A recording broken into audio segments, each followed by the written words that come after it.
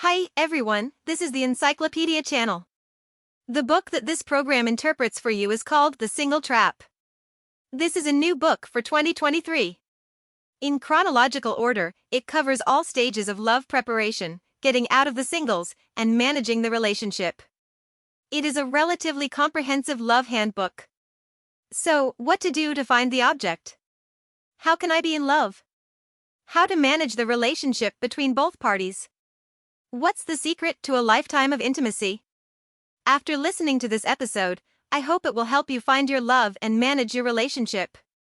The author of this book is Andrew Marshall, a famous British expert on marriage and love. He has been a marriage counselor for more than 30 years, helping couples solve their problems and repair their relationships. He has written columns for The Times and The Observer, among others, and has written 20 books on intimacy. The Single Trap is aimed at singles and those who lack love experience, teaching you how to start and manage a relationship well. No matter which country you live in, there are more and more single people. The author said that in his past 30 years of working experience, most of his clients were couples. However, in recent years, more and more single men and women have come to him for consultation. They tried their best, but they couldn't find a suitable partner. Many divorced people also began to seek help from him, saying that they were afraid that they would die alone. Many clients ask the author, is there any book that can teach people how to find intimacy? To put it bluntly, is there a book that can teach people how to find a partner? The author has searched for a long time and read many books on this topic on the market, but he has not found a suitable one. He feels that these books often treat feelings as a game, advocating how to use so-called tricks to catch each other. In fact, the relationship established in this way is not sincere, and it is difficult to develop into a stable intimate relationship. Therefore, the author decided to write a book by himself to answer everyone's questions. For example, what is the best way to meet the opposite sex? How to strike up a conversation with someone you like? The author said, the person you are destined for is waiting for you somewhere in the world, and my job is to help you find that person. Next, we will divide this book into 3 parts. First of all, let's talk about why it is so difficult to get out of the single now. Then, let's talk about how to get out of the order. Finally, after successfully leaving the single, how to fall in love well and manage this relationship well. I also found some other answers from other books for your reference. First part. Why is it so difficult to get out of the singles now, and there are so many single people? There are many answers to this question. For example, our concept of marriage has changed now. Divorce is a very normal thing, and marriage is more fragile. For example, people live longer, and it is more difficult to love only one person in a lifetime. Independent, they don't have to commit themselves to an unhappy relationship, but are free to choose their own way of life. These reasons are reasonable, however, the author believes that these reasons are not deep enough. He believes that one of the most essential reasons why it is difficult to get out of the order is the proliferation of choices. With the development of the economy and the prosperity of business, there are more and more choices before us. I was thirsty and wanted to buy a bottle to drink. I opened the water cabinet in the supermarket. There were mineral water, fruit juice, sparkling water, cola, and so on. Even if I decide to buy a bottle of mineral water, there are a bunch of brands for me to choose from. It is understandable, after all, this is an era that pays attention to fragmentation. But is more choice necessarily a good thing? I often scratch my head and face in front of all kinds of choices, and fall into the difficulty of choosing. There is a professor of psychology in the United States named Barry Schwartz. Once he went out to buy jeans, the shopping guide asked him whether he wanted low waist, medium waist, or high waist. Do you want straight leg pants, leggings, or wide leg pants? Is it going to be old or plain? Water-milled, pickled, or hulled? The professor was confused by the shopping guide. Because of this incident, he was inspired by the matter of choice and wrote a book about choice, which is the best-selling book, The Paradox of Choice. He believes that too much choice is as bad as no choice. The proliferation of choices can be the source of people's unhappiness, dissatisfaction, and even depression. Because we will worry that among the eliminated options, there may be ones we like more. The same goes for finding your other half. On the current dating software, you can swipe thousands of people. If you register a few more software, in theory, you can filter out your favorite object from millions of people. Having more choices seems like a good thing, but you may not know which one to choose. The author has a visitor who loves to go to bars. He said that people who go to the night market basically don't strike up a conversation with others too early, because everyone wants to wait and see before making a choice. Whenever the door of the bar is pushed open, everyone will look over to see who is coming in. However, within half an hour before closing time, people began to form pairs. Because the time is running out and the options are few, that's when people act. As one lyric goes, by the time it closes, the girls are all prettier.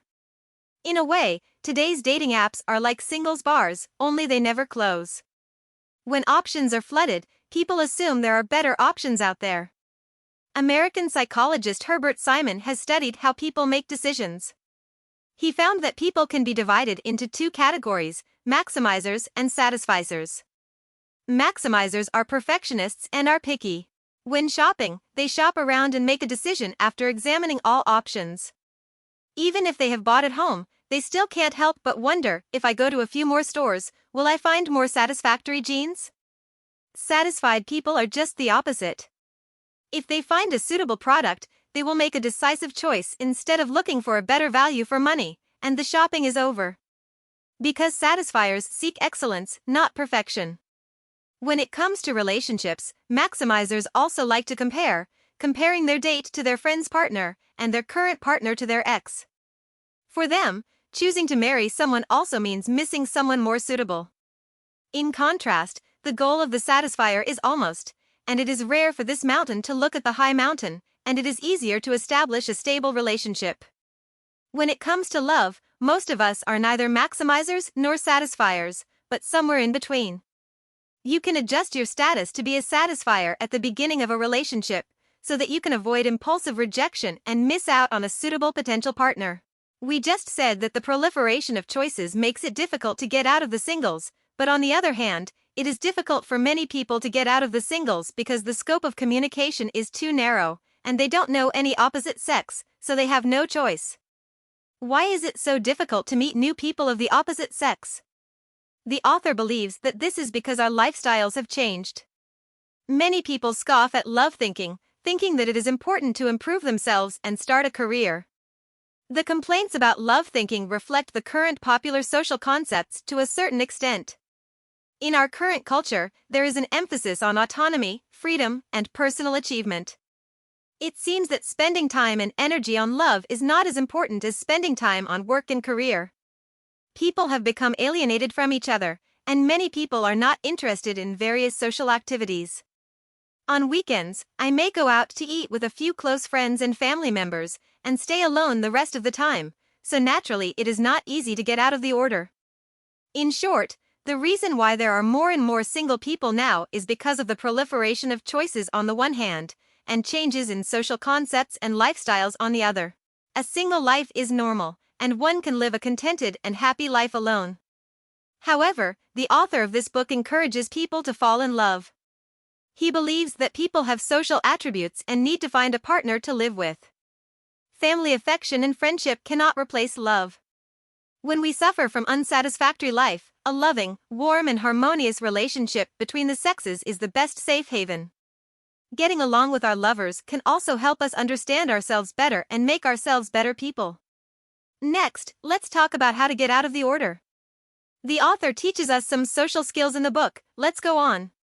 The second part. Chat and strike up a conversation. For many people, it is very difficult to strike up a conversation with a stranger of the opposite sex.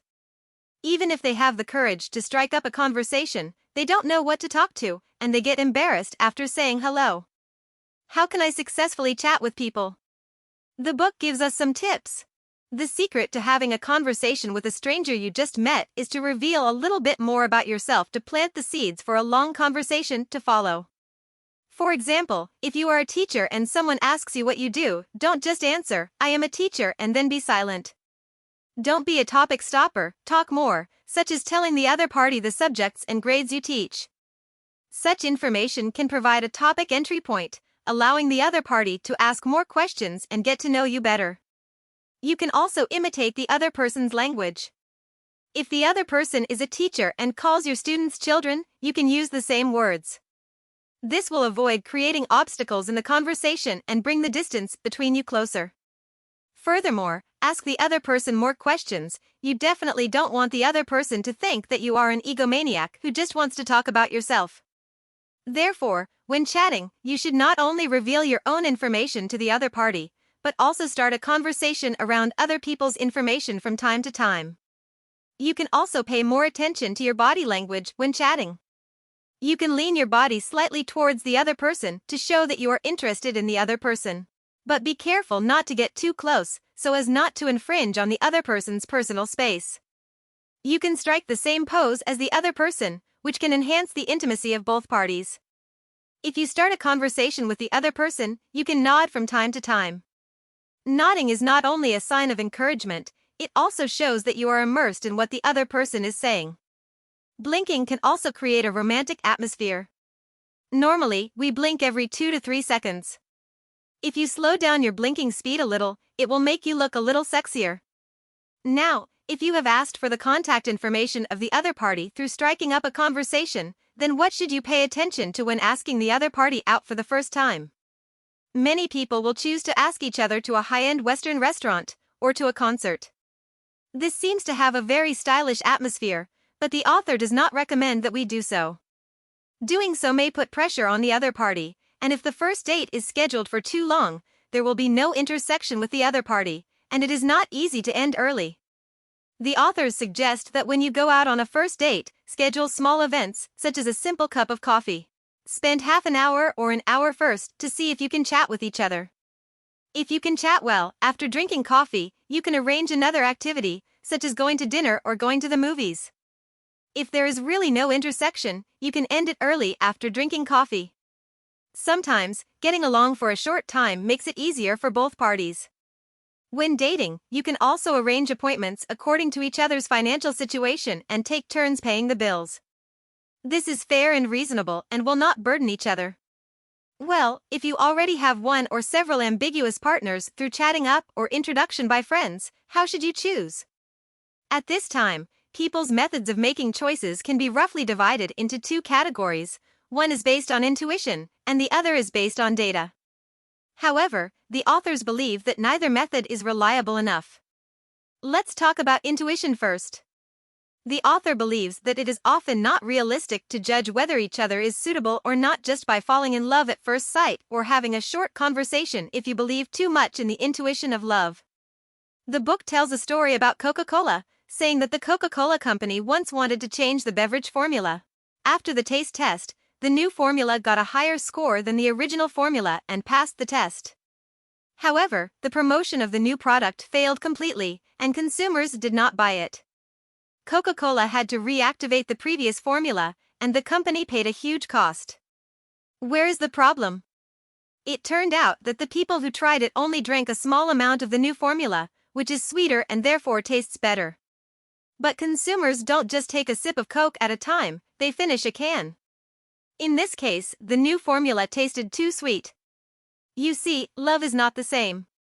A brief contact is like taking a sip of a new formula of Coke, but a long time to get along in the future is a completely different taste. If intuition is unreliable, what about data? When some people are looking for a love partner, they will set some very specific criteria and comprehensively consider various dimensions of potential partners, such as age, occupation, appearance, height, interests, family conditions, and so on. Some people even pull up a table and evaluate each person's data score. Some of the author's visitors will do this, but after finishing the form, they are more confused and do not know how to choose. So, how to find a compromise between intuition and data? After dating, let your feelings settle down, don't rush to recollect and reflect. Too much analysis may make you ignore your true inner feelings. When looking for a partner, don't be too impatient. We can wait patiently for the second impression and avoid hasty rejection of someone because of the first impression. In fact, many couples fall in love with each other slowly. Someone once interviewed couples who went to the marriage registration office to register for marriage. He found that 20% of women did not like each other very much when they first met their partners. However, some things in the relationship make them reconsider each other and decide to take the relationship one step further with an adventurous spirit. Therefore, the intuition of love may not be accurate, and data analysis cannot replace your true feelings. What you need is a little adventurous spirit, and take a step towards the person who can try it out. Follow your inner rhythm slowly, leave yourself enough time to make a decision, and then judge whether each other is suitable by getting along. Above we talked about a few tips for getting out of the singles and dating, including the skills of chatting up, lightweight first dates, and a little adventurous spirit. Next, let's take it one step further. If you have already started a relationship, how do you manage it well and fall in love well? The third part. The author believes that if you want to fall in love well, you need to handle projection correctly and find your own suitable level of intimacy. Let's talk about what these two sentences mean. In life, we often project our thoughts onto others, imagining what the other person should be like. A typical example is public figures. Fans will project their imaginations and expectations onto each other. For example, Fan A himself likes resolute people. In his imagination, this star is a person with a strong heart. Fan B is a person with a strong desire to protect. He may feel that this star is very fragile inside and needs him to protect. In the minds of every fan, the star's image and personality may be different, because everyone will shape him into what they like in their hearts. This is especially true when it comes to love, where we tend to instinctively overproject. On our first few dates, the person in front of us is like a blank screen on which we can project our imaginations onto each other. Then, we will sensitively capture the other party's behaviors that meet our expectations, and exaggerate and beautify them. For example, I think the other party is a gentleman, and he just helped me pull up the chair during the meal, so I feel that the other party meets my standards. But then, if the other person behaves inconsistently with our projections, we feel confused. When you are dazzled by love, all mismatches in the other person will be underestimated or even ignored. But when the gap between projection and reality becomes too great and our minds calm down, the relationship may be over soon. The author has a female visitor, and her few relationships are not very long, and they come and go quickly. She thinks that the problem lies with men, and she feels that she can't meet a good man. However, the author believes that she is projecting her fantasy of a perfect man onto him time and time again. Every time she first started dating, she liked the other person very much, but when the other person slowly revealed her true and flawed self, her illusion of perfection was shattered, and she felt a feeling of being cheated by a man in her heart. In fact, this is the problem of overprojection. Those who manage the intimate relationship very well will not project too many strong desires in the unconscious, and will not fantasize about the other party as a perfect appearance. Therefore, if you are particularly obsessed with someone you just met, you have to pay attention to whether you are projecting too much wishful thinking on the other person. After entering a romantic relationship, in addition to projection, another key issue we have to deal with is the level of intimacy. Human beings have two basic conflicting needs, intimacy and independence. We need close relationships to provide us with emotional sustenance, but we also value personal autonomy and need our own space and freedom. But intimacy and independence are difficult to balance. In a successful relationship, both parties must work together to manage the intimate relationship, but also leave some independent space for the other party. Under this kind of pressure, people will react differently. The two typical reactions are hot and cold and wishful thinking. Everyone is hot and cold, especially those young people who lack love experience. Once they find themselves in a relationship too quickly, they can be hot and cold with the person they love.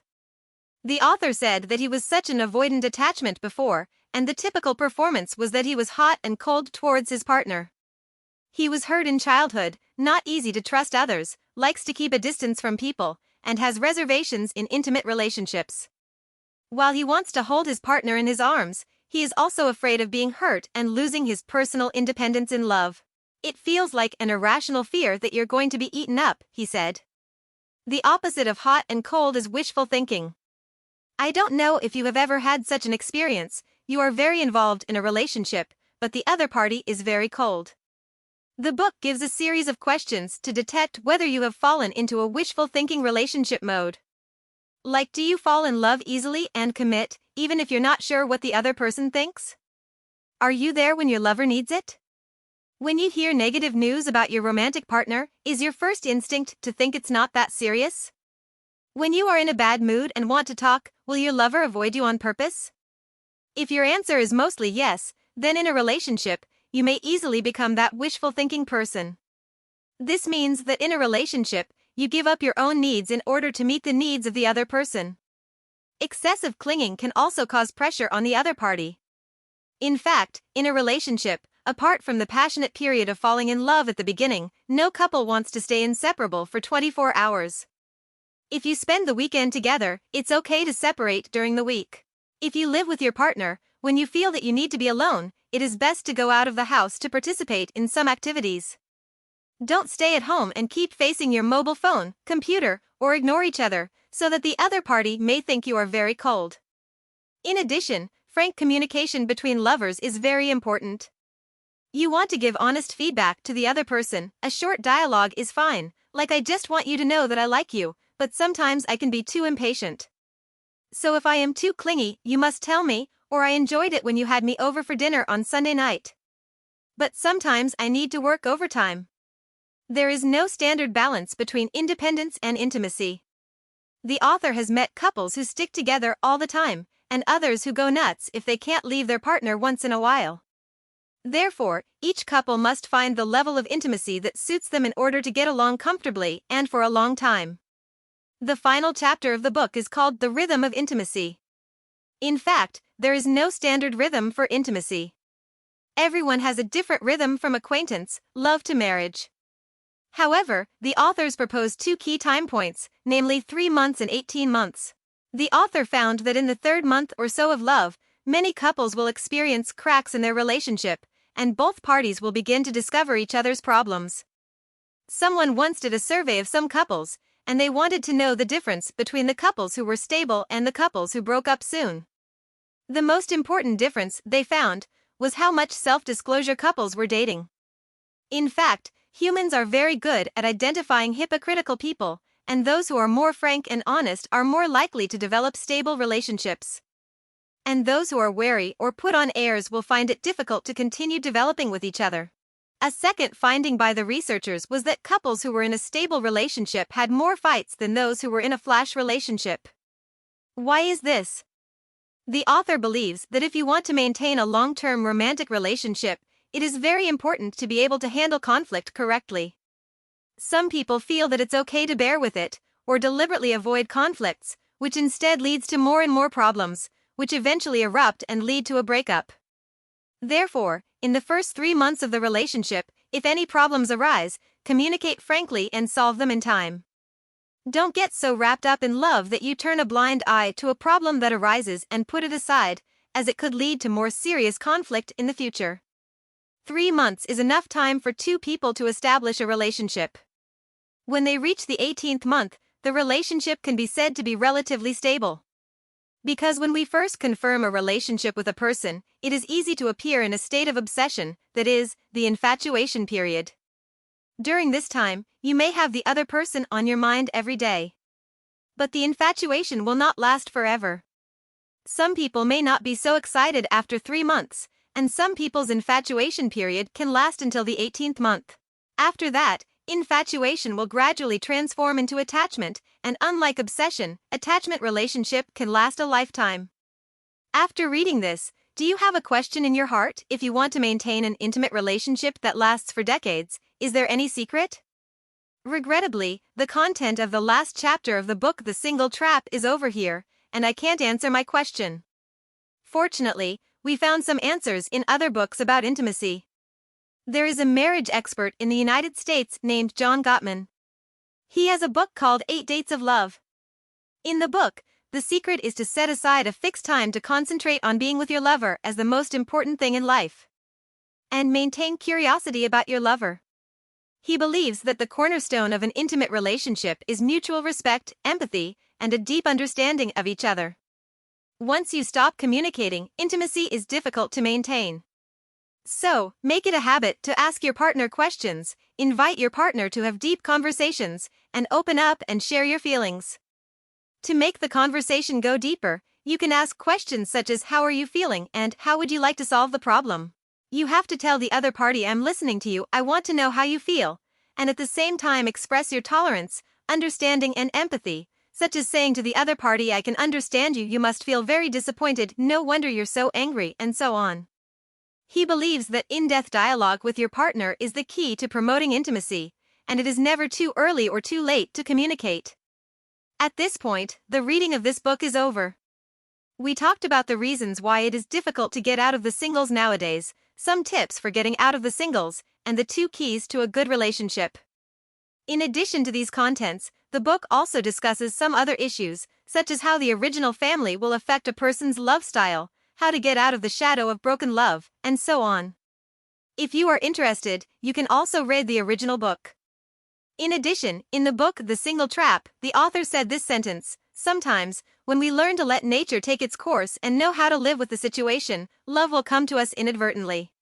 There is a word called law of attraction, which means that whoever you are will attract people. This law tells us that if you are single, rather than feeling anxious because of being single, it is better to expand your social circle and improve yourself at the same time. If you are a good person, then you will be able to attract an equally good half. This is the end of this episode of the show. What do you think about it differently? Welcome to leave a message to discuss with everyone. Hey, if you like our channel, please subscribe us. Haha, remember to like it.